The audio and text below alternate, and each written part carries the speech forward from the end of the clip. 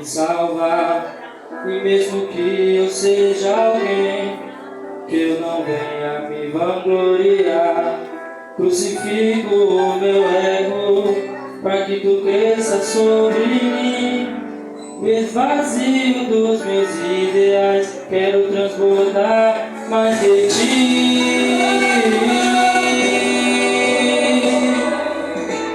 Senhor, me esconde em tua graça e no teu amor. Me esconda em caverna se preciso for. Não quero estar em evidência se não for da tua glória e pro teu amor. Senhor, deitado em tua verdade está o meu coração. O meu passinho está além da multidão.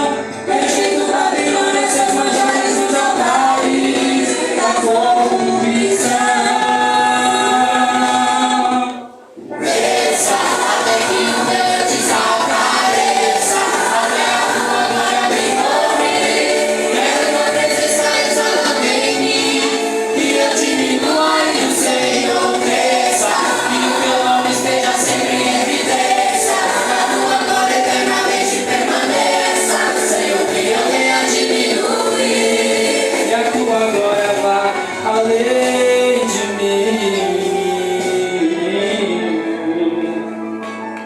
Que o Senhor cresça em nossos louvores e o desejo desenfreado pela fama desapareça. que cresça a verdade do evangelho em nossa pregação, e desapareça o desejo de se autopromover através do ministério. Que as máscaras do tempo caiam e a soberania de Deus seja vista.